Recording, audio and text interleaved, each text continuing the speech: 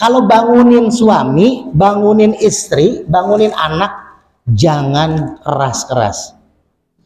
Ya, apalagi teriak-teriak, bangun pak, jangan Bu. Orang kalau lagi tidur, itu ruhnya keluar dari jasad. Makanya baca doa kan, Bismika Allahumma ahya'u bismika amut. Karena kita nggak tahu bakal hidup lagi atau mati selamanya.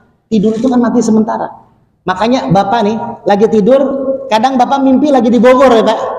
Lagi di puncak ya kan, lagi sama, tapi bukan istri gitu ya, nama mimpi nggak apa-apa Bu ya. Nah kalau Bapak lagi mimpi terus tiba-tiba ibu subuh banguninnya kencang-kencang, kan ruhnya kaget dari Bogor, makanya dia lari tuh, karena subuh-subuh nggak ada Grab kan, sampai jasad apa bangun tidurnya, itu habis lari tuh dari Bogor tuh. Itu ibu harus curigai itu, Bapak tadi mimpi kemana, sama siapa, nah itu tuh.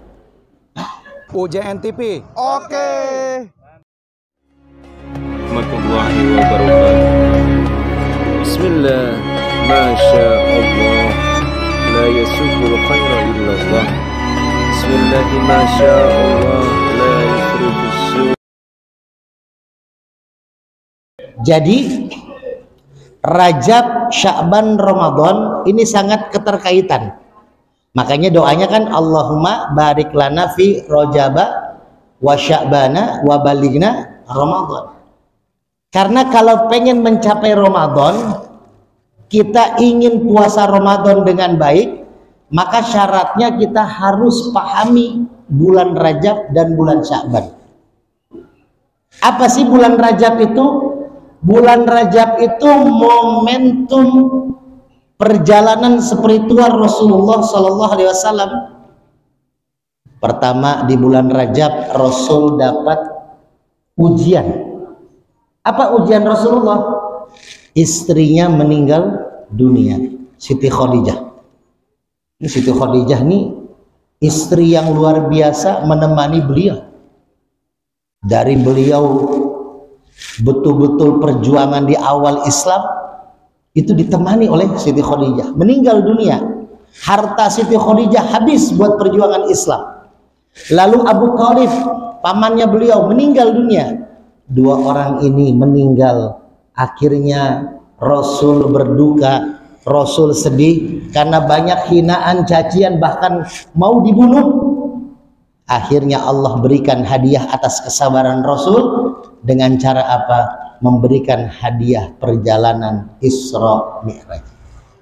Kan kita gitu tuh ya, kalau misalkan ada ibu-ibu sedih ya, soalnya nyalek nggak menang misalkan kan gitu ya. Nah sama Bu RW diajak jalan-jalan tuh ya, diajak ke Senayan, tambah stres nggak jadi, diajak ke Senayan jalan-jalannya. Nih ibu harusnya kalau menang datang duduk di sini nih kan gitu. Jangan khawatir Bu, yang tidak lolos nyalek harusnya bersyukur. Walaupun sekarang ternyata pengobatan rumah sakit banyak pasiennya caleg yang nggak jadi ya.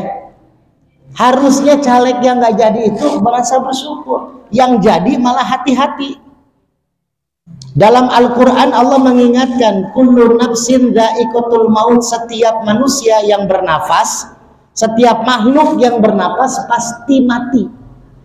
Itu udah pasti. Tapi bukan itu masalahnya. Masalahnya apa? Wa nabluukum bisyarri wal khairi fitnah. Sebelum mati Allah akan menguji kalian dengan kesulitan dan kesenangan. Bagi kita kesulitan itu adalah ujian. Ya, anak nggak lulus sekolah dianggap aduh saya lagi kena ujian nih. Ya, kita ketipu arisan di Purwakarta tuh lagi marak ketipu arisan ibu-ibu. Ya. Nah, kita anggap itu musibah. Padahal musibah yang sesungguhnya adalah musibah kebaikan. Makanya Umar bin Khattab ketika terpilih Bu, Abu Bakar sudah meninggal dunia, dipilihlah khalifah kedua. Dipilih di masjid, terpilihlah Umar bin Khattab menjadi khalifah. Setelah terpilih, istrinya Umar bin Khattab di rumah menunggu suaminya kok nggak pulang-pulang. Kan kita sama-sama tahu ya, istrinya Umar bin Khattab ini termasuk vokalis. Bukan vokalis qasidah, bukan. karena suka marah-marah kan gitu ya. Kalau vokalis qasidah walaupun suaranya lantang tapi enak, merdu. Ya, istrinya Umar tuh suka marah-marah, Bu. Bahkan pernah satu saat ada sahabat mau datang lapor tentang istrinya. Jadi si sahabat ini punya istri suka marah-marah sama suami, mau lapor ke Umar, ke khalifah. Pas mau ketok pintu, dia dengarlah Umar sedang dimaki-maki sama istrinya. Nggak jadi tuh, pulang lagi tuh si sahabat itu. Umar bin Khattab mengetahui ada tamu, dia buka pintu, dipanggil, tamu, kenapa nggak jadi datang? Nggak apa-apa Umar, nggak apa-apa khalifah, tadi saya mau curhat tapi nggak jadi. Kenapa? Diceritakanlah dia mau curhat tentang istri, ternyata istrinya lebih galak daripada istri yang sahabat mau lapor ini. Kata Umar apa? Seorang suami yang istrinya galak bersyukur. Pertama, orang istrinya galak tuh setia. Benar nggak Bu? Benar nggak Bu? Nah, berarti yang ngangguk galak nih sama suami ini. Ya. Yang kedua, orang istrinya galak tuh biasanya apa? Menjaga harta suami, ya. Itu. Jadi seorang istri yang, saya tuh sama istri sayang, alhamdulillah istri saya nggak galak, Bu. Kalau lagi tidur. Istri saya nggak galak, tapi kalau lagi bangun ya sama, gitu ya. Tapi saya mah sayang, Bu, sama istri. Istri itu penyemangat, Pak. Mulai sekarang Bapak saya tanya, di dompet ada foto siapa, Pak? KTP, SIM, SNK. Sekarang Pak simpen foto istri di dompet, Pak. Oh, senang ibu-ibu. Di dompet saya kalau Bapak mau lihat ada foto istri saya, Pak. Ada foto istri saya. Jadi kalau kita capek, lelah, saya capek, lelah kerja, ceramah saya tiap hari, bahkan saya pengobatan, saya buka pengobatan Al-Hikmah. Kadang saya ngobatin stroke, saraf kejepit, keliling ke Pondok Indah kemana gitu ya. Itu sampai jam 12 malam kadang pulang. Nah capek itu Pak, lelah, capek kerja kita, dakwah juga pengobatan. Beban kita kerja itu luar biasa kan Pak, di kantor luar biasa. Tapi ketika buka foto, buka dompet ada foto, hilang capeknya Pak, hilang bebannya. Karena beban yang paling berat itu yang ada di foto dompet itu. Jadi bikin semangat Pak. Kalau saya capek, lelah, mau pulang, buka dompet, lihat istri semangat lagi kerja. Akhirnya seminggu nggak pulang. Ya. Jadi itu penyemangat. Penyemangat. Kalau ibu-ibu mah nggak apa-apa nggak pulang. Yang penting transferan masuk ya Bu ya. Tuh gitu Pak.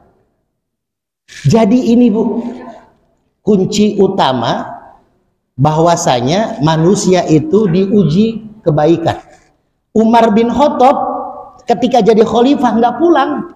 Istrinya nyariin keluar rumah, nanya sama tetangganya, Pak, tadi pemilihan khalifah udah selesai, udah, siapa yang menang? Suami ibu. Loh kok belum pulang ya? Oh masih di masjid Bu. Datangin sama istrinya. Ternyata Umar bin Khattab, ya, bukan Ustadz Muhib Umar ya, sahabat saya juga. Ya, Umar bin Khattab sedang duduk meneteskan air mata, menangis di dalam masjid. Dihampiri sama istrinya. Ayah, kenapa kok ayah nggak pulang malah nangis di masjid? Saya dengar katanya ayah menang jadi khalifah. Ya, kenapa kok ayah sedih? Harusnya kan senang ya Bu ya. Bahkan sekarang belum menang aja udah senang-senang kan, udah raya-rayain kan gitu. Benar nggak Bu? Ya, belum hasilnya bener aja udah raya-raya kan begitu sekarang mah. Caleg maksudnya caleg ya.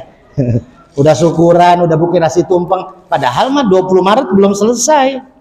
Ya, udah bikin senang-senang, udah pede bakal menang gitu ya. Padahal itu ujian. Kata Umar bin Khattab, saat saya tadi terpilih, jam tadi, detik tadi, maka dua malaikat terus mengikuti saya. Akan mengikuti saya selama 5 tahun nyalek. Itu setelah terpilih 20 Maret nanti, maka caleg itu akan didampingi 2 malaikat pencatat selama 5 tahun. Nih, yang ada di spanduk banner nih di pinggir jalan, visi misinya dijalanin nggak nih? Itu hati-hati, dijalanin nggak nih? Makanya orang-orang caleg yang tidak jadi beruntung, dia cuma rugi waktu, rugi uang, rugi tenaga, anggap aja sedekah.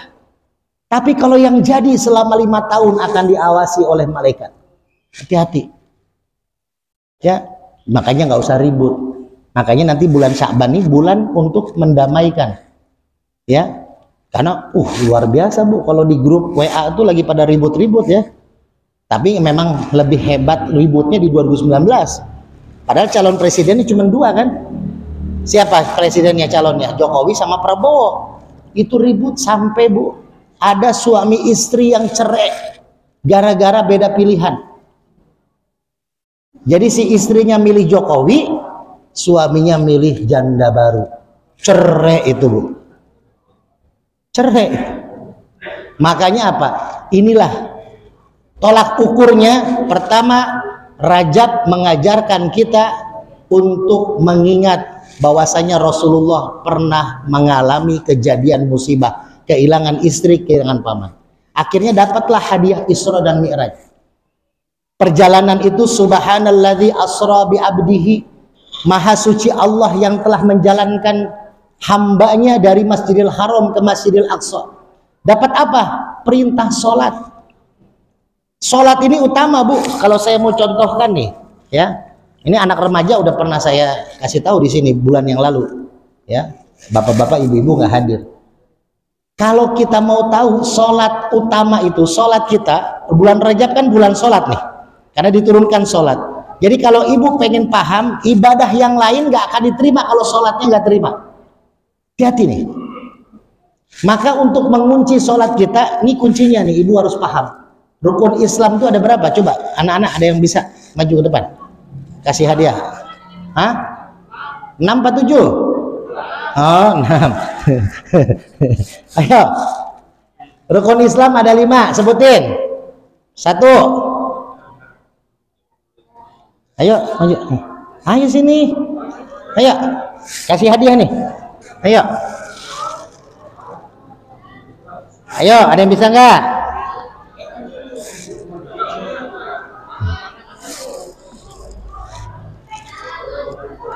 Ayo rukun Islam, ayo dedek sini, nggak apa-apa sini, maju. Ayo dikasih tahu sama Ustadz, yuk sini. Ayo dikasih tahu sama Ustadz bisikin, ya sini. Ya sini, maju. Ah, sip. Udah, salah juga Ustadz kasih. Ayo, rukun Islam ada 5. 1. Syahadat kedua. Sholat ketiga. Puasa keempat. Zakat kelima. Pergi umroh jika mampu. Pergi Umroh. Lewat travel mana? Haji. Pergi haji.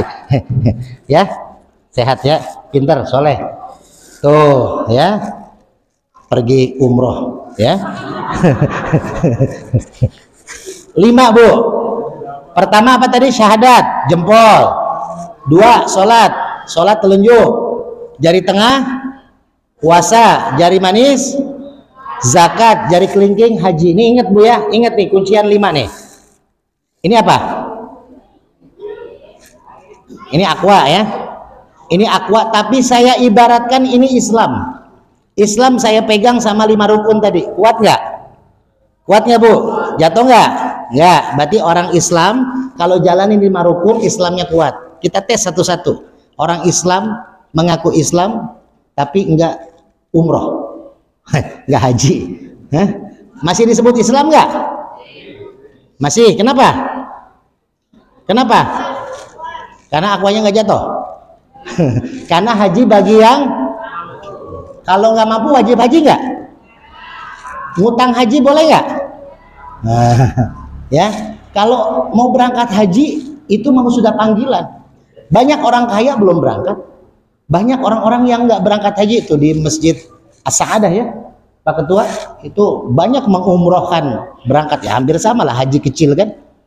Banyak mengumrohkan para marbot masjid tanpa ada uang bisa berangkat. Jadi haji bagi yang mampu. Ini ada cerita, saya kan buka pengobatan di Curug Cimanggis ya, pengobatan Al-Hikmah. Itu yang datang kadang ada polisi, ada Brimob, ada Kementerian Agama, ada ketua masjid. Datanglah seorang pemuda Bu. Seorang pemuda datang, Ustadz, saya pengen berangkat haji Ustadz. Ya saya senang ya dengarnya kan, seorang pemuda tapi punya cita-cita pengen berangkat haji. Di sini bapak-bapak, ibu-ibu udah berangkat haji semua. Nah, ini bisa ditiru nih pemuda ini. Si pemuda ini mau berangkat haji tapi nggak punya uang. Akhirnya saya bilang ya udah, nih amalin. Saya tulis amalannya ada dalam surat Al-Hajj. Saya tulis amalin nih surat Al-Hajj. Amalin sama dia setahun. Setahun balik lagi, Ustadz. Saya udah enak nih amalinnya tapi belum bisa berangkat. Saya tambah lagi surat Ibrahim, karena surat Ibrahim itu kan pertama perintah haji Nabi Ibrahim yang menjalankan. Tulis dijalanin selama setahun. 2 tahun kemudian, setahun kemudian balik lagi ke rumah, belum berangkat, Bu. Saya bilang, ya udah tambah surat rumah, surat tanah, ya. Itu pasti berangkat tuh. Nah, si pemuda ini bilang, Ustadz, saya nggak punya rumah, nggak punya tanah, saya masih ngontrak. Oh, ya udah, tambah banyakin sholawat. Tuh, Bu. Pertama surat haji amalin, kedua surat Ibrahim, ketiga bukan surat tanah, ketiga adalah sholawat. Akhirnya si pemuda ini pulang. 5 bulan kemudian balik lagi ke rumah saya. Ustadz, alhamdulillah, senyum wajahnya.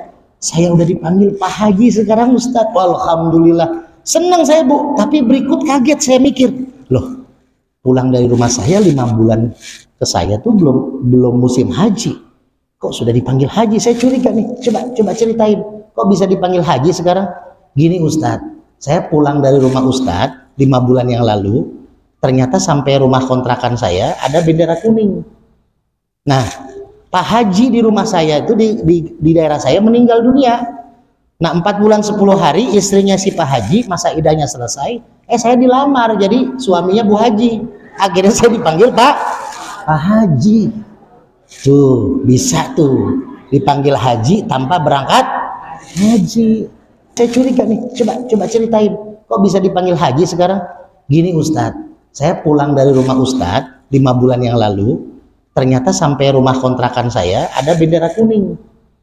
Nah, Pak Haji di rumah saya itu di daerah saya meninggal dunia.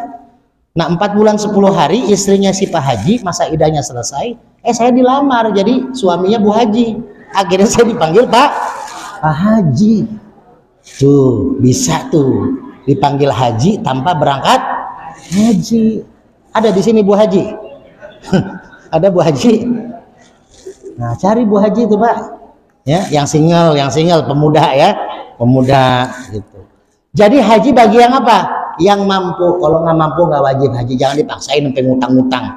Ya, ada juga misalkan arisan haji ngutang, jangan. Ya, takut nggak bisa kebayar gitu. Yang keempat adalah puasa. Puasa ini, nah ini kita bahas nih.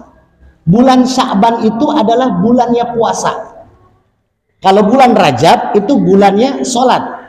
Kenapa saya katakan bulannya puasa di bulan Sya'ban? Karena Rasulullah, kata Siti Aisyah, itu lebih sering puasa di bulan Sya'ban setelah bulan Ramadan. Kalau bulan Rajab, Rasul juga puasa banyak, tapi ini lebih spesifiknya 4 bulan haram. 4 bulan haram itu apa? Ayo, 4 bulan haram, bapak-bapak, ibu-ibu udah dapat. 4 bulan haram apa aja? Ajung, 4 bulan haram apa aja? Ayo Pak. Salah satunya Rajab. Tuh, saya kasih kontekan Rajab. Rajab, terus ayo Pak, 4 bulan haram. Hah? Ayah, mangga. Dapat, alhamdulillah. Afwan nih, ambil. Ya, bulan Rajab, Muharram, Zulqi'dah atau Zulqa'dah, Zulhijjah. Selamat Ustaz, ya. Ya, alhamdulillah, alhamdulillah. Ada 4 bulan. Tapi spesifiknya Rasulullah ya, ketika menjalani bulan Muharram itu, ketika jalanin bulan haram ini, menyebutkannya bulan haram Allah itu. Tapi kalau Sya'ban memang spesifik bulan Sya'ban. Jadi Sya'ban ini bulannya puasa. Pertama, kenapa puasa? Artinya apa puasa? Menahan nafsu, menahan lapar, menahan nafsu. Makanya surat Al-Hujurat ini menerangkan tentang Sya'ban. Ya ayuhan nas, hai orang-orang manusia, inna khalaqnakum min dzakari wa unsa, sesungguhnya kalian diciptakan laki perempuan itu dari bibit yang sama. Ya, kita ini dilahirkan dari bibit yang sama, Bu. Pertama dari ayah dan ibu. Ya, kalau terus ke atas lagi dari Nabi Adam dan Siti Hawa. Nabi Adam, Siti Hawa punya anak 40. Setiap lahiran dua, laki perempuan, ya, lalu dipencarkan. Nah, artinya Sya'ban itu syu'ab, artinya kelompok. Jadi diberikan kelompok. Bahkan ada di surat Al-Mursalat, itu fantoliku ila salasi syu'ab. Allah menyuruh api neraka untuk berpencar menjadi 3 asap.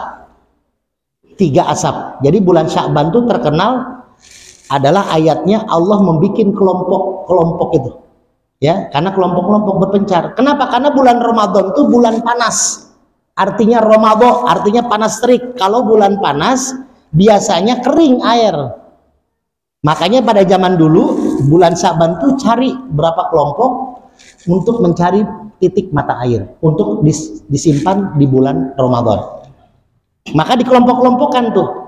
Nah, sekarang juga sudah berkelompok-kelompok kan, ada 3 tuh. Kelompok 1, kelompok 2, kelompok 3 ya. Orang udah pada ribut kan. Capres 1, capres 2, capres 3 tuh. Yang ribut sana sini segala macam. Nah, saatnya sekarang bulan Sya'ban adalah waja'alnakum syu'uban wa qabaila lita'arafu. Setelah kita kontestasi politik, ini teman kita milih nomor 1, kita milih nomor 2, teman kita satu lagi milih nomor 3 misalkan, ya, pada beda pendapat, pada ribut segala macam, maka saatnya lita'arofu, nih akrab kembali, walaupun tetap dipantau sampai tanggal 20 Maret, karena kita pengen pemilu yang jurdil, jujur dan adil, tapi jangan ada keributan, ya, jangan ada keributan.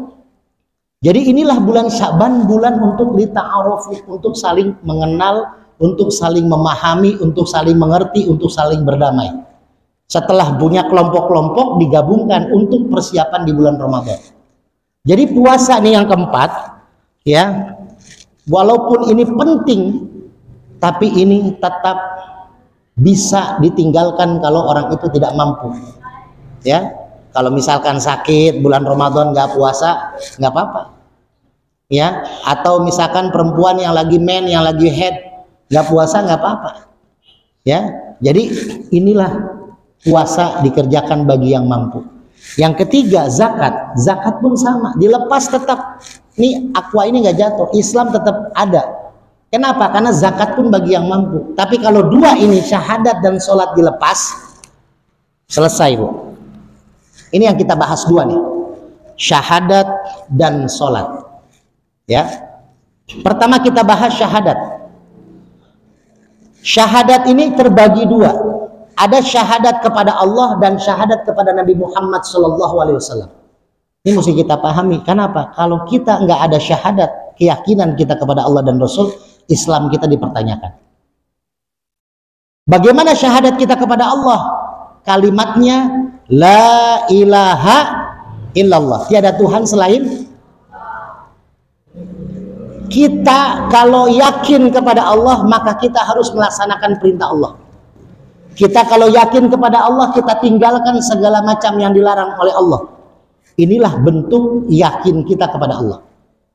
Dan ibu bapak kalau pengen tahu kunci surga pun pakai kalimat la ilaha illallah. Ini ada kisahnya, Bu. Ada seorang pemuda, disebut dia orang normal enggak juga, disebut orang gila juga enggak. Kenapa? Karena dia pekerjaan hari-harinya tukang ngambil kain kafan mayat. Jadi kalau ada yang meninggal dunia tuh, baru meninggal, malamnya digali lagi kuburannya, diambil kain kafannya, dijual ke pasar. Itu kelakuan dia tuh. Setiap ada yang meninggal, digali kuburan, diambil kain kafan, dijual. Dilakukan sama dia bertahun-tahun. Lalu satu saat ada perempuan yang meninggal dunia. Perempuan itu masih perawan, belum pernah menikah, masih suci, kembang desa. Dikuburkan, lalu malamnya si pemuda ini menggali. Pas mau diambil kain kafannya, ternyata dia melihat wanita ini sangat cantik, kembang desa, dibawalah ke rumah dia. Lalu diperkosalah nih si mayit sama si pemuda ini. Ketika sedang diperkosa, meneteskan air mata, lalu bicara tuh si mayit. Kalau bahasa kita mah tega banget lu bang, Gua udah meninggal, mau hadapan sama Allah, mau akan menjadi saksi di hadapan Allah dalam keadaan suci kau nodai. Siapa yang nggak takut? Walaupun dia orangnya yang berani, tukang gali kain kafan, tukang gali mayit, tapi dengar mayit ngomong sambil merem, larilah si pemuda ini, lalu datanglah ke rumah Rasulullah Shallallahu Alaihi Wasallam. Ke rumah Nabi Muhammad, diketuk pintunya Nabi, lalu keluar Nabi Muhammad. Ada apa? Ceritalah si fulan ini, ya Rasul, selama ini saya tukang ngambil kain kafan mayat, tukang nyuri, saya jual ke pasar, terakhir saya begini. Rasulullah marah. Marahnya Rasulullah tidak mukul, marahnya Rasulullah tidak memaki, tapi memalingkan wajahnya. Orang sana tahu kalau Rasul malingin wajahnya berarti marah, berarti saya tidak diterima taubat saya. Lalu si pemuda ini pergi meninggalkan Rasul. Dia nggak berani tinggal di kampung lagi, dia berjalan mencari taubatnya dia. Dia sambil berkata, ya Tuhannya Muhammad, saya sudah bertemu Muhammad, saya pengen minta taubat, tapi kayaknya saya nggak diterima taubat saya karena dosa saya begitu banyak. Maka saya nggak tahu mau kemana jalan arah. Dia terus jalan sampai dia capek, sampai dia nggak kuat lagi jalan. Di padang pasir dia kumpulin 3 buah batu, lalu di batu itu dia pegang 3-tiganya. Ya Tuhannya Muhammad. Dia belum masuk Islam, belum syahadat, tapi dia tahu dia mau bertobat. Ya Tuhannya Muhammad, di depan 3 batu ini saya bertobat di hadapanmu dan saya membacakan syahadat. Asyhadu an la ilaha illallah wa asyhadu anna Muhammad Rasulullah. Meninggal dunia. Ketika meninggal dunia di padang pasir, nggak ada yang tahu tuh, karena nggak ada orang, nggak ada rumah. Akhirnya apa? Akhirnya dimimpikanlah Nabi Muhammad SAW ditegur oleh malaikat Jibril. Wahai Muhammad, kau cari si fulan. Si fulan sudah meninggal. Dia datang kepadamu untuk meminta taubat, tapi kamu terlalu angkuh. Makanya Nabi Muhammad pernah ditegur oleh Allah. Salah satu teguran Allah kepada Nabi Muhammad ketika tidak mau menerima maaf dan taubatnya si pemuda ini. Ya, akhirnya apa? Nabi Muhammad menyuruh sahabat mencari jasad si fulan ini. Mencari jasad si fulan untuk apa? Untuk dikebumikan. Panggillah sahabat, tolong cari nih mayat ini, fulan ini. Carilah, pasang Google Map, cuman datanya susah ya, karena pakai M3 kan. Akhirnya ketemu lah, Bu. Setelah ketemu dikuburkan dengan layak. Sahabat bertanya-tanya, ini kan si fulan ini kan orang nggak bener. Kok Nabi Muhammad menguburkannya secara Islam? Ternyata sahabat dimimpikan. Sahabat dimimpikan oleh Allah agar tidak menjadi fitnah terhadap Nabi Muhammad. Apa mimpinya? Si fulan ini, Bu, ada di padang mahsyar. Si fulan ini ada pada mahsyar, lalu ketika itu pembagian kitab di kanan kanan tangan kiri kan. Nah, dia mah nggak dapat kitab karena memang nggak ada amalnya. Nggak ada amalnya, amal buruk yang dia dapat. Ya, karena saking buruknya amalan banyak, kitabnya nggak terima, nggak nampung gitu. Akhirnya apa? Kata malaikat, kamu ikut tuh, ikut malaikat ke neraka. Di mimpinya para sahabat saat itu neraka sudah penuh, hanya tinggal 3 pintu. Jadi neraka itu ada 7 pintu, ada juga mengatakan 8 pintu. Nah, 3 pintu neraka itu tinggal itu doang tuh, yang 4-nya sudah penuh.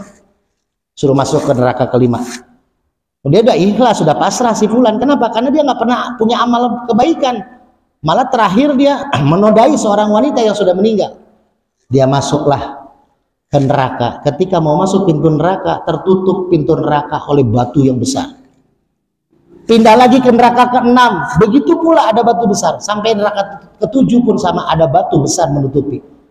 Akhirnya si pemuda ini melapor kepada malaikat, saya nggak bisa masuk neraka. Bingung nih malaikat nih, mau disuruh masuk surga nggak ada amal baiknya, masuk neraka nggak bisa. Ya, lalu bertanya kepada Allah, ya Allah ya Rabb, ini si fulan gimana ya Allah? Kata Allah apa? Bilang ke malaikat, memang pilihannya ada berapa? Allah bertanya bukan berarti Allah tidak tahu. Allah bertanya untuk mengingatkan para malaikat bahwasanya pilihannya hanya 2, neraka surga. Oh, berarti masuk surga nih orang. Suruh masuk surga. Ketika dia sudah merasa bahagia si fulan, walaupun saya tidak punya pahala, punya amal baikan, tapi saya ternyata diterima taubat saya masuk surga. Dia udah mau masuk surga dengan bahagia, ternyata pintu surga tertutup rapat, terkunci. Dia menangis, Bu. Ya Allah, kalau saya mau masuk neraka ya nggak apa-apa, masuk surga juga nggak apa-apa, jangan sampai saya nggak neraka nggak surga, kan gitu. Mau balik ke dunia, dunia udah nggak ada. Setelah dia menangis itu, ada cahaya bersuara la ilaha illallah, membuka pintu surga. Jadi kunci pintu surga itu kalimat la ilaha illallah. Bu RW kalau baca marhaba gitu kan, miftahul jannah, kan itu ya, ada ya. Nah, kunci surga itu adalah la ilaha illallah. Kenapa 3 buah batu menghalangi pintu neraka? Karena dia memegang batu 3 itu ketika dia mau syahadat meninggal terakhir. Dia baca la ilaha illallah, dia baca Muhammad Rasulullah. Maka ada hadis yang mengatakan man qala la ilaha illallah fi akhirihi dakhalal jannah. Barang siapa yang bisa mengucapkan kalimat la ilaha illallah di akhir hayatnya, maka dia akan dijamin masuk ke dalam surga. Mau? Bisa nggak kira-kira kita baca la ilaha illallah ketika kita sakaratul maut? Bisa? Ada jaminan? Hah? Ada jaminan? Nah, jangan sampai kita kayak burung beo. Mau tahu ceritanya, Bu? Tapi nggak ada kopinya nih ya, enak sambil cerita sambil ngopi. Jadi ceritanya gini, ada seorang kiai miara burung beo. Dilatih tuh burung beo kan bisa ngomong ya, dilatih sama kiai tiap hari. Ya, dilatihnya apa? La ilaha illallah, la ilaha illallah. Lancar tuh burung beo. Setiap pak kiainya begini nih. Nah, la ilaha illallah, burung beo tuh ngomong. Satu saat kiainya ini mau ngajar santri-santri ya. Akhirnya ketika ngajar, kiai ini bangun dari duduknya langsung lari keluar. Kaget para santrinya ngikutin kiai itu. Ternyata santrinya melihat Pak Kiai sedang ada di depan sangkar burung beo. Apa yang terjadi? Burung beo sedang sakaratul maut dimakan oleh kucing. Mati burung beo dimakan kucing, Pak Kiai meneteskan air mata. Salah satu santri ada yang berani menghadap Kiai, dicolek bahu Kiai. Pak Kiai, mohon maaf, kenapa Pak Kiai nangis meneteskan air mata? Kalau Pak Kiai nangis karena burung Pak Kiai mati, burung Pak Kiai, karena burung beo Pak Kiai mati, ya nggak usah nangis Pak Kiai. Saya akan ke pasar dengan teman-teman santri beli burung beo yang lebih bagus daripada burung beo Pak Kiai. Apa kata Pak Kiai? Yang saya tangisi bukan kematian burung beo saya. Yang saya tangisi burung beo ini ketika hidupnya sudah lancar ngomong la ilaha illallah. Kenapa ketika lagi digigit sama kucing, ketika mati sakaratul maut nggak bisa ngucapin kalimat la ilaha illallah? Para santri terdiam, bingung nih Kiai kok ngomong apa gitu ya. Ternyata Pak Kiai itu dalam bilang apa Kiai? Saya nih sekarang mungkin paling lancar ngucapin kalimat la ilaha illallah daripada kalian santri. Saya udah puluhan tahun, saya berzikir tiap saat kalimat la ilaha illallah. Tapi tidak ada jaminan ketika sakaratul maut saya bisa lancar mengucapkan kalimat la ilaha. Gak ada jaminan, Bu. Kita lihat, coba tengok, pernah nggak ngeliat orang sakaratul maut? Diikut-ikutin juga susah. Na'udzubillah, jangan sampai kita kayak gitu. Ya, ada orang mau meninggal, emas saya mana emas saya, nah gitu ya, nanyain emas ya kan gitu. Makanya Bu, ini harus kita persiapkan. Mau tahu nggak kuncinya biar bisa ngucapin kalimat la ilaha illallah ketika sakaratul maut? Ini nggak ada di buku-buku nih. Ini nggak ada. Ya, ini saya dikasih tahu sama seorang syekhuna terbesar yang ada di Pakistan. Beliau memberitahukan kepada saya melalui koran saat itu. Jadi saya baca di koran beritanya ya. Ini rahasianya. Pertama, kalau pengen ngucapin kalimat la ilaha illallah ketika sakaratul maut, pertama kita dawamkan kalimat itu. Sehabis sholat dawamin. Karena apa? Apa yang keluar dari tenggorokan, apa yang masuk dari mulut ke tenggorokan, itulah yang keluar. Ya, makanya apa? Kata Rasulullah, tenggorokan itu bagaikan rumah. rumah kosong, bagaikan sebuah rumah. Kalau tenggorokan kita nggak pernah bacaan zikir, nggak pernah bacaan Quran, maka akan menjadi rumah kosong yang angker. Makanya kalau anak-anak kita ngomongnya kasar, ngomongnya ngawur, ngomongnya jorok, berarti itu jarang tenggorokannya, lidahnya mengucapkan kalimat-kalimat zikir. Coba ibu-ibu yang suka main rebanaan, marhabaan, ya, seminggu 3 kali latihan rebanaan maulid Nabi, bakal keluar juga kalimat-kalimatnya yang indah dari tenggorokan. Kalau lagi rebanaan, ya, kalau nggak rebanaan sama aja teriak-teriak juga sama suami kan gitu ya. Nah, itu yang pertama tuh, tenggorokan kita dilatih zikir. Yang kedua, Bu, kalau kita masukin sesuatu yang baik kita dawamin, yang keluar pasti baik. Contohnya, ini pabrik kecap nih, pabrik kecap produksi kecap. Dimasukinlah kecap ke botol-botol. Habis dimasukin ke botol, ditutup botol kecapnya, dimasukin ke kerat. Lalu di kerat itu dimasukin ke mobil ya, dikirim ke warung-warung kan.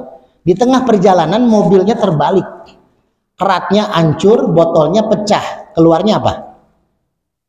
Keluarnya apa? Kecap, nggak bakal saus kan? Itulah yang terjadi.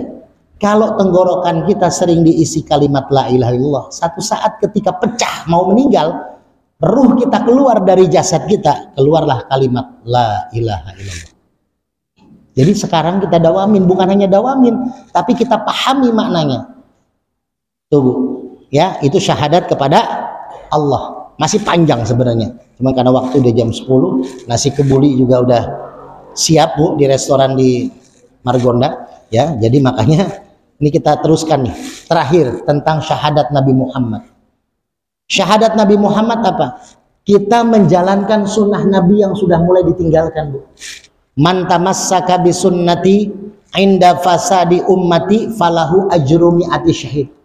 Barang siapa orang yang memegang teguh kepada sunnahku, menjalankan sunnahku, di saat umat-umatku yang lain sudah meninggalkannya, maka ganjarannya mati syahid. Bayangkan.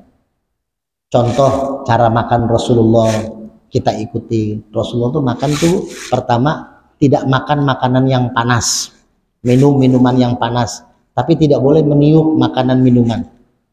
Ya, itu akan mengeluarkan kotoran dari hawa mulut kita. Ya, jadi memakan tuh makanan tidak boleh menjelek-jelekan makanan. Ya, dalam artian makanan nggak enak, makanan nggak boleh.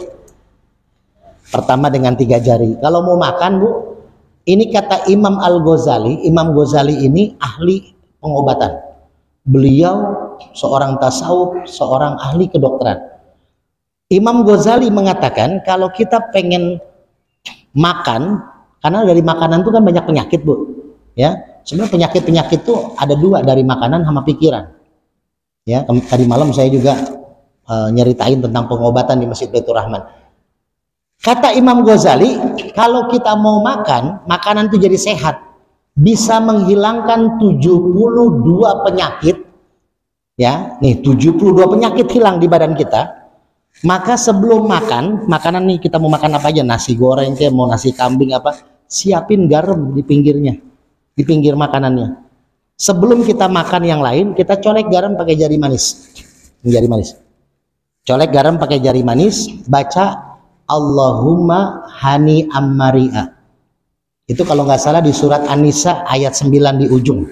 Allahumma hani ammaria, dicolek garam, lalu tempelin ke lidah. Itu rasanya asin Bu, coba deh. Asin rasanya tuh. Tapi kata Imam Ghazali, selain asin akan menghilangkan 72 penyakit. Ya, kalau ibu nggak percaya, ibu tes. Ibu malam ini pulang, nanti ibu sebelum makan colek garam dulu, tempelin ke lidah, Allahumma ni ammaria. Nanti kalau besok ibu misalkan habis makan pusing kepalanya, sakit perut, nah ibu bilang sama ketua DKM, Pak Ketua, saya mau komplain sama Ustadz nih, habis makan garam kok sakit perut saya atau sakit kepala. Nah, saya tinggal jawab gampang, itu penyakit itu 73. Ya, kalau sakit perut ibu 74, kalau sakit kepala 75, karena 72 penyakit kan hilang. Jadi kalau ada penyakit ibu, berarti ibu penyakit yang selanjutnya tuh. Gitu, ya. Tapi kalau Imam Ghazali yang udah mengatakan, dia ahli kedokteran, ini udah pasti. Coba deh, garam itu bagus walaupun jangan terlalu banyak. Kalau terlalu banyak juga kurang bagus. Ya, inilah makanan yang disunahkan oleh Rasulullah. Makanan menjadi obat. Hati-hati dari makanan. Umar bin Khattab ketika menjadi khalifah, dia kan takut tuh. Makanya dia nangis ketika terpilih. Tiap malam khalifah itu sering keluar, Bu. Ngontrol, nanti caleg-caleg ingetin nih yang udah jadi. Suruh ngontrol malam-malam. Ya. Apakah ada rumah janda yang kesepian kan gitu ya. Nah, ya maksudnya di data gitu kan. Biar dikasih sembako kan gak ada suami kan gitu. Nah, Umar bin Khattab ngelihat ada tangisan dari dua rumah yang berdempetan, temboknya dempet, itu menangis. Kalau dulu mungkin ya pakai pelepah kurma, jadi kalau nangis itu atapnya kan pelepah kurma jadi kedengeran.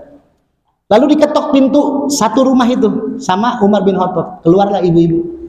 Bu, saya dengar kok anak-anak ibu menangis. Apa kata si ibu ini?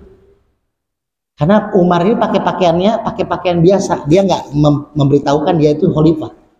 Ini Pak, saya kebetulan sama anak-anak udah berhari-hari belum makan. Mereka kelaparan, belum dapat makanan. Mencaci maki nih si ibu nih, caci maki khalifah. Semenjak dipimpin sama khalifah, katanya makan siang gratis. Katanya akan menjamin kehidupan bangsa dan negara. Tapi ternyata boro-boro kami nggak dapat makanan, nggak dapat bansos, gitu ya. Itu tuh kata si ibu itu. Akhirnya apa yang terjadi? Umar bilang, Bu, kalau begitu ibu tunggu, nanti saya akan mengambilkan gandum ibu kepada khalifah. Akhirnya dia masuk, diketok pintu samping tuh sama Umar sebelum Umar ngambil gandum si ibu.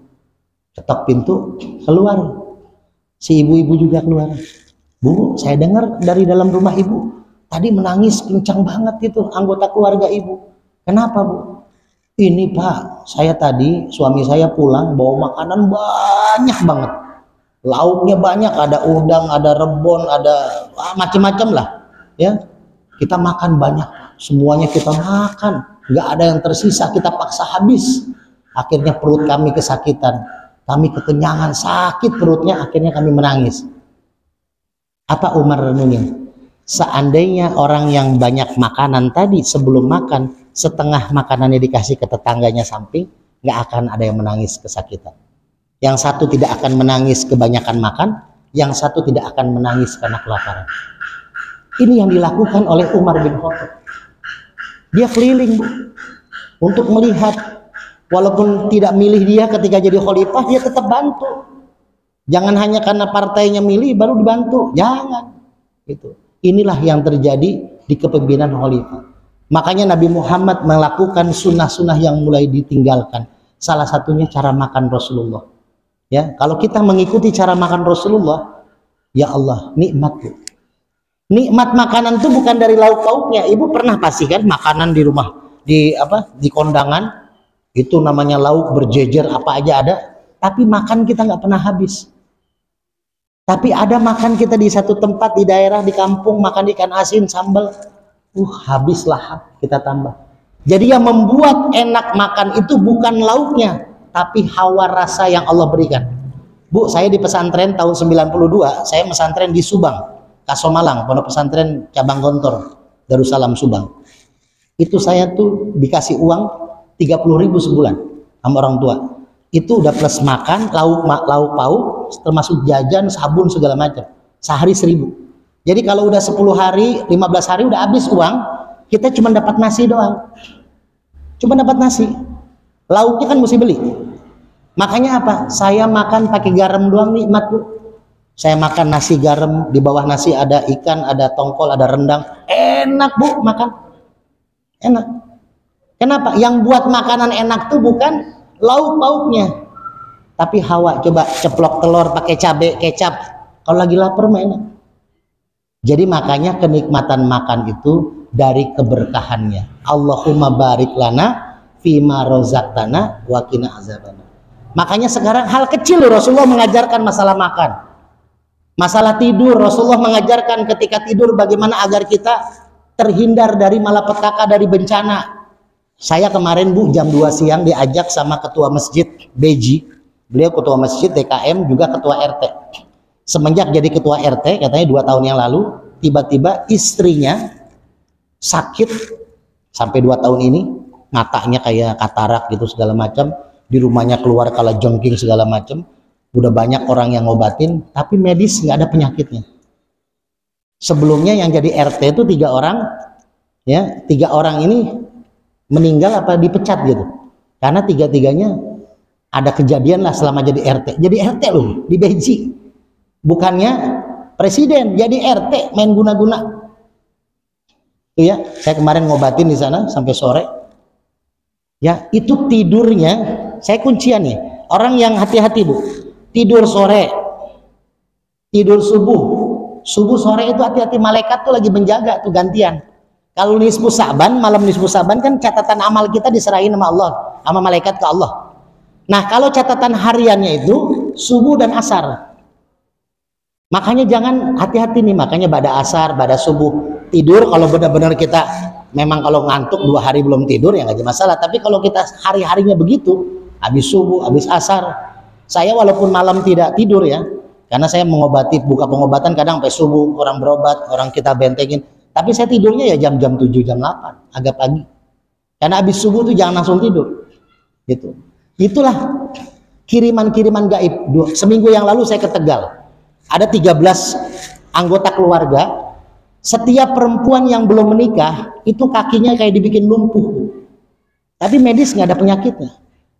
Itu sampai di pergelangan kakinya tuh kayak nggak ada rasa apa-apa. Akhirnya saya obatin dengan minyak Al-Hikmah ini, minyak syariat ini, dengan minyak ini saya terapi, sudah bisa jalan. Dan akhirnya saya lihat ada tanaman di rumah di Tegal, makanya saya kesana ke Tegal bersihin rumah. Seminggu sekali saya di Pondok Indah, ada ibu-ibu setruk, orang kaya raya, punya restoran segala macam. Akhirnya Pak Hardiono, ketua Nasdem Kota Depok, sering datang ke rumah saya. Ada beberapa dokter di Sukmajaya juga, dokter Elviadi orang Aceh, itu minyak urut saya tuh dipajang sama dia, dijual. Karena minyak urut ini juga membantu proses buat mediasi pengobatan dokter di Sukmajaya. Gitu. Yang sunat biar kering, cepat kering disemburin.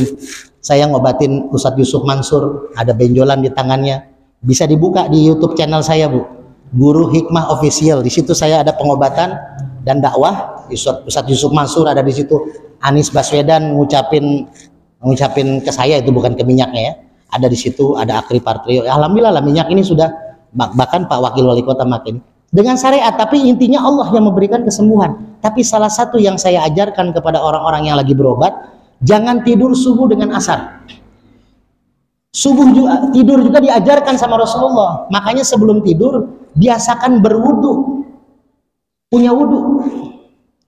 Ustadz, saya lagi dapat malah ketika menstruasi perbanyak wudu.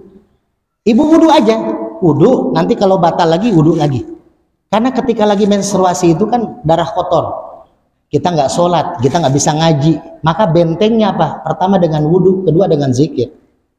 Baca, kalau ibu-ibu saya kasih itu, istri saya juga ya Jabbar, ya Kohar, ya Jabbar. Istri saya lagi hamil 9 bulan Bu. Kemungkinan 2-3 hari ini lahir anak keempat. Anak pertama laki-laki, anak kedua laki-laki di pesantren Purwakarta. Saya alumni Al-Muhajirin Purwakarta, saya Roisam pertama ya. Nah, yang ketiga perempuan, yang keempat di perut perempuan. Jadi anak saya sudah sepasang, laki 2, perempuan 2. Cuman istri aja belum sepasang ya. Baru setengah pasang. Ya kan baru 1. Kalau anak udah 2, laki perempuan 2, Ustadz Muhib ya. Itu saya tergantung Ustadz Muhib Umar ya. Jadi ini nih, tidur hati-hati, wudu dulu, baca kulhu 3 kali, baca Al-Falaq sekali, An-Nas sekali, ayat kursi sekali ya. Terus baca ya Jabbar ya Qahar, tutup sholawat. Jadi kalau ibu mau ngobatin anak yang sakit demam, jangan dikit-dikit ke dokter. Kalau malam-malam dokter ajak ke rumah saya kok ya. Jadi apa, pakai air aja Bu, bikin air. Ibu baca syahadat pertama nih. Ini kuncian nih, syahadat. Syahadat itu pembuka ilmu hikmah. Lalu isinya ibu baca zikir, doa, Quran, lalu tutup sholawat. Tiup ke air, ya, minumin ke anak. Itu langkah awal kita. Apalagi kalau ada minyak urut. Kemarin saya di rumah Profesor Dr. Kiai Nasri, mantan Ketua DMI Kota Depok. Kebetulan Kiai punya teman Kiai Banten, datang pakai tongkat, ini bengkak kakinya. Kemarin pagi siang habis duhur, terus anaknya caleg DPR RI dari Gelora disemprotin tuh sama Bu Ratu Damayani, itu disemprotin kakinya beliau, Terus beliau bilang tuh setengah jam kemudian bapaknya kempes si bengkak itu pakai minyak Al-Hikmah. Makanya besok insya Allah Bu Ratu katanya mau ke rumah saya. Nggak tahu mau pesen minyak hikmah apa minyak goreng nggak tahu ya. Tapi udah selesai nyaleknya. Jadi ini Bu, malam tidur ini diajarkan Rasulullah. Terus kalau bangun, nah ini saya kunci nih ya. Kalau bangunin suami, bangunin istri, bangunin anak, jangan keras-keras. Ya, apalagi teriak-teriak, bangun pak, jangan Bu. Orang kalau lagi tidur, itu ruhnya keluar dari jasad. Makanya baca doa kan, Bismika Allahumma ahyau, Bismika amut. Karena kita nggak tahu bakal hidup lagi atau mati selamanya. Tidur itu kan mati sementara. Makanya Bapak nih, lagi tidur, kadang Bapak mimpi lagi di Bogor ya Pak. Lagi di puncak ya kan, lagi sama tapi bukan istri gitu ya, nama mimpi nggak apa-apa Bu ya. Nah kalau Bapak lagi mimpi terus tiba-tiba ibu subuh banguninnya kencang-kencang, kan ruhnya kaget dari Bogor, makanya dia lari tuh karena subuh-subuh nggak ada Grab kan, sampai jasad apa bangun tidurnya, itu habis lari tuh dari Bogor tuh. Itu ibu harus curigai itu, Bapak tadi mimpi kemana sama siapa, nah itu tuh. Makanya jangan keras-keras banguninnya, pelan-pelan Pak, minta nomor rekening Pak, gitu kan gitu ya. Jadi bangunin pelan-pelan. Ini juga yang diajarkan Rasulullah ketika ini kedokteran juga diajarkan kan, kalau ke kamar mandi bangun tidur jangan langsung guyur atas ya, bawah dulu kaki. Itu mengajarkan karena darah itu lagi mengalir ke otak. Itu banyak orang jatuh stroke di kamar mandi paling banyak yaitu tadi karena dia aliran darahnya belum lancar, bangun tidur langsung main bangun ke kamar mandi. Nah itu hati-hati, duduk dulu, dibangunin sama suami ya, bapak-bapak jam 4 subuh kan, azan sekarang 4:30 lewat kan, Pak bangun Pak jam 4, duduk dulu tuh, nanti 3 jam lah baru ke kamar mandi wudhu kan, sholat duha gabung sama sholat subuh gitu ya, gitu. Jadi bangun tuh, duduk dulu Pak, netralin dulu 5 menit 10 menit baru ke kamar mandi. Jadi tidur juga pakai syaratnya, pakai caranya Rasulullah tuh. Rasulullah tuh tidur tuh nggak pernah tengkurap. Ya, Rasulullah tuh kalau nggak terlentang, kepala ke atas, kaki kanan di atas kaki kiri, nanti si tangannya kayak orang meninggal begini. Tidurnya Rasulullah. Atau yang kedua posisi Rasul tuh berbalik ke kanan. Ya, ini kalau pakai tangannya gini nih. Nanti ngeringkel, kaki kanannya ngelipet ke kaki kiri, ada di atas kaki kiri. Itu kalau ibu lihat dari atas itu gambar Muhammad, kita bentuk kita tidur. Jadi pala ke kanan, terus nanti kaki kanannya ngelipet ke kaki kiri di atas. Jadi posisi kaki kanan tetap di atas kaki kiri, itu Muhammad. Kalau habis itu ibu tidurnya nanti apa pindah-pindah nggak jadi masalah, yang penting awal tidur. Ustadz, apa harus terus begitu sampai bangun tidur? Diikat tali dong? Enggak, awal posisi tidur aja. Nanti tiba-tiba kan ada yang lindur tuh ya, tiba-tiba tidurnya pindah ke kamar tengah, nah itu nggak apa-apa, yang penting awal tidur ya. Bagus duduk dulu, mau tidur nih, ibu punya wudhu, duduk terus kaki lonjorin, ibu baca syahadat, baca yang tadi saya sebutkan, tiup ke muka ya, tiup balurin ke muka terus ke atas sampai ke bawah baru tidur. Itu yang namanya sihir, teluh segala macam nggak akan nempel, nggak akan nempel. Makanya ustadz-ustadz di kota Depok, teman-teman saya yang datang ke rumah apa, saya suruh pada bawa minyak tuh. Banyak ustadz-ustadz ketua masjid yang pada jualin minyak saya untuk membentengi juga para jamaahnya. Jadi kalau kesurupan tinggal banjurin, semprotin minyak aja, nggak usah pakai baca ini baca itu, udah ada zikirnya di situ. Ya kadang kita baca Quran. Saya pernah ngobatin yang kesurupan di Sukabumi.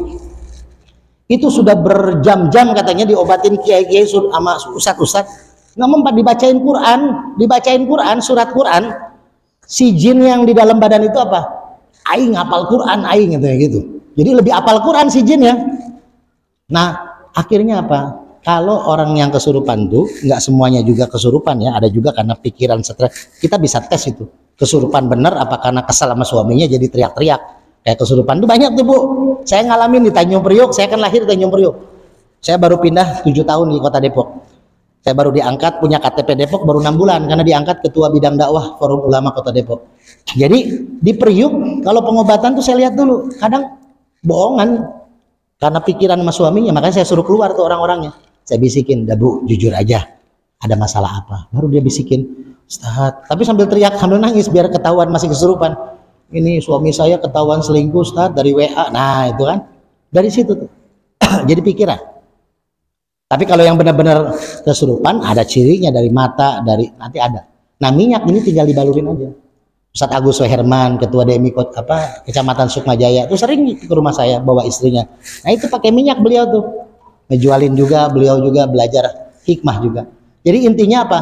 Kalau kita di rumah ada P3K, peralatan kalau anak jatuh ya kan, ada betadin apa segala. Sekarang kita minyak ini, kalau ada orang keluar darah nih, anak kecil keluar darah, ngocor terus, bersihin, semprotin minyak, berhenti langsung darahnya Bu.